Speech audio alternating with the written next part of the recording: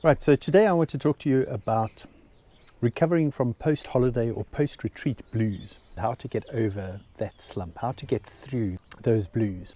And at the end of this video, what you're going to have is you're going to have an action plan that you could put in place to help you get through the slump, and you're going to have an understanding of the transformation that needs to take place to get you to a point where you're ready to take on the world and get on with the next step in your life.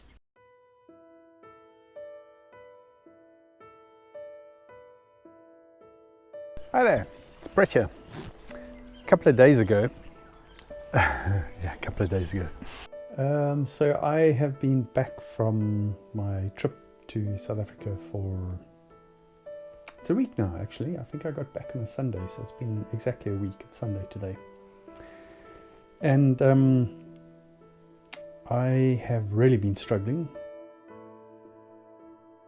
You know, after I got back from my retreat, I was feeling really low.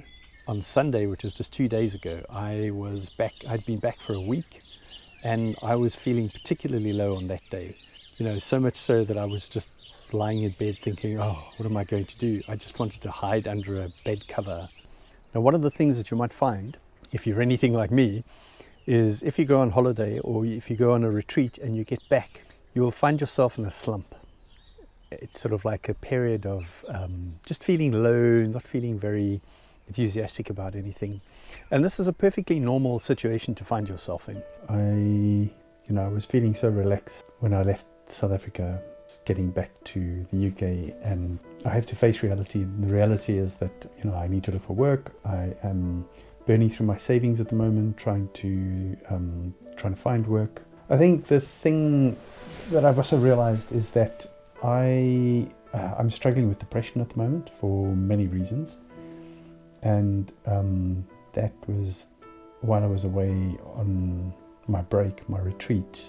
I managed to get over most of that because I managed to get away from the things that I've been thinking about and that I'm struggling with, because I just took a complete break, a complete holiday from those thoughts and those that thinking space. One of the things that I have realized, and I do know, is that when you're planning a break and a retreat or a holiday, it's exciting and there's something to look forward to. And then when you're on it, obviously you enjoy what you're doing. And when you get back, then it's over, and there's always this sort of like post-holiday blues is what I call it. It's sort of like this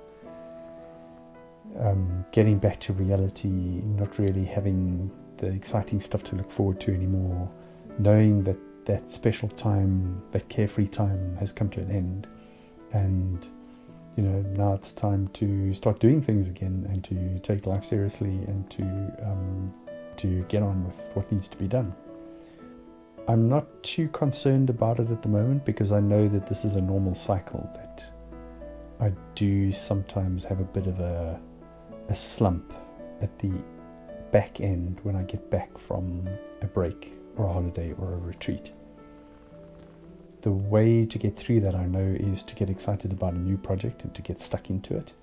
And what I haven't done is I haven't given myself the time to think about what is that project, what is it that I want to work on. Before you go on your retreat, you would have a lot of anticipation. You'll be looking forward to the activities or to the experience. So you have that hype and anticipation that makes you feel energized and enthusiastic. And when you're on the retreat, during that time, obviously you're going to be enjoying the change in scenery, the change in pace, doing different types of activities to what you're usually doing. And change is as good as a holiday. It means that you will be a lot more relaxed. You won't be feeling the day-to-day pressure that you feel in normal life circumstances, and it's going to feel like a little bit of a holiday. And the reality is that when you get back from those activities, when you get back to your normal environment and your normal way of life, your normal workplace or your normal living environment, you are probably going to feel the effects of a little bit of grieving involved and missing the fact that you're not doing these wonderful activities anymore. So this post-holiday or post-retreat slump, the blues, feeling a little bit depressed. That's perfectly normal. One of the questions I get is, how long does this slump last? And it's different for different people. My personal experience, having come back from South Africa on this retreat recently, where I went to see my parents and did some game viewing in the Kruger National Park.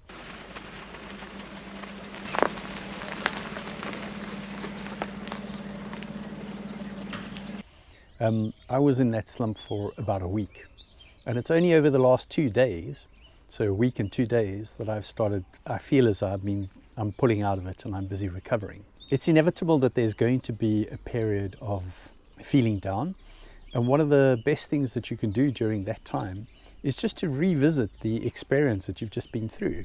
If you've taken photos or you've taken some videos of the different things that you've seen and the experiences that you've had, spend some time reflecting on that and just enjoy being back in that space where you can reminisce and remember all the wonderful experiences that you had. I've just spotted an elephant down in the water in the river, so I'm going to walk down the road and see if I can spot it. There's the elephant. Hello, big boy. And what this does is it helps you step away from the grieving feelings of having lost that experience and that it's in the past and it's not something that you can currently enjoy. It helps you to go back to just feeling some joy around those experiences and those memories.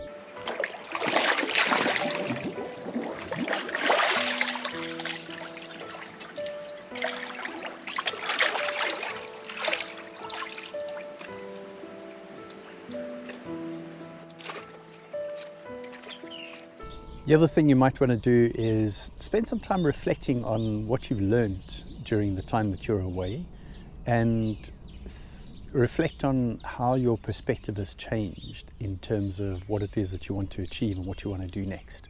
By focusing on the good memories, you are exercising gratitude. So remember to be grateful for the fact that you had the opportunity to go on the retreat.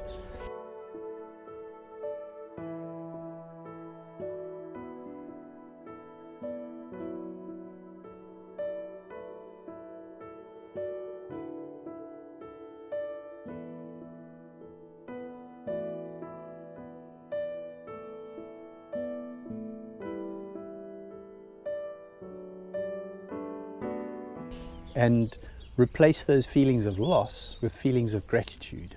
This is a good time to revisit your reflections and your contemplations. So if you were journaling, read through your journaling notes. If you were thinking about things and drawing mind maps or using another technique to contemplate ideas and think about things, go back and revisit them and just reflect on what insights did you get. What did you learn about it? What could you potentially take from it that you're going to be using again in future? There are 2 ways to deal with feelings of depression or blues. To become very present in the now, in the here and now. So you use mindfulness techniques to forget about the past and to forget about the future. By forgetting about the past, you're forgetting about the fact that you were away doing amazing things and that you no longer have the opportunity to do that. Just taking some time out every now and again to be really fully present in the moment, in the now, is a powerful technique to help you deal with those feelings of depression and blues. Right, the next thing to do is to shift your mind and your focus away from the past and to start focusing on the future. This way what you're doing is you're busy thinking about what you need to do next. So focusing on your vision, setting intentions by identifying clear goals and what you want to start working on, and then taking action, because it's the doing things that gets you out of the slump. There are 2 things that get you out of the slump. One is taking action and doing things, and the second thing is finding some type of inspiration for what it is that you want to do next. So it's really important to start using the time when you're back after your retreat to start looking around and sampling as much information as possible. Because in the readings and the videos and the discussions and all the other things that you will then experience, you are going to find things that really resonate with you, and those are the things that are going to give you enthusiasm and encouragement and a sense of energy to start chasing, pursuing and looking at. And those are the things that are going to pull you out of the slump. Ultimately, it's your inspiration and excitement about doing something new, about doing something that's going to improve your situation. That's what's going to pull you out of that slump. That is ultimately what's going to signal to you the end of the post-depression blues. One of the techniques that you can use to actually monitor where you are in the slump is to use a mood tracker. And I'll put a link down in the show notes below this video. And essentially what that does is it gives you a clear understanding of where you are. The tracker is useful for that period as you start coming out of the slump, is you can start seeing those numbers improving. And that's going to be a clear indication that's going to give you the positive feedback that you're busy working your way out of the slump. Just as it was important for you to focus on your health and well-being during the retreat, that gave you an opportunity to really refocus on what's important for you to look after your health. You should not allow yourself to drop those good practices and those thoughts and ideas that you had during the retreat when you go through the slump. It's really important to look after your health. So you need to continue doing things like looking after your mental health, making sure that you're eating properly, getting enough rest, and getting some exercise. And it's specifically exercise that I find is really powerful and important for me to be able to help me through my slumps. So what I have started doing is I've got back into my morning routine where I do stretches and yoga poses and exercises in the mornings. And I've started running 2 to 3 times a week. Okay, let's do a quick summary. When you go on a retreat, when you get back, you are going to feel a bit of post-retreat blues or depression or a bit of a low mood. It's perfectly normal. Don't panic.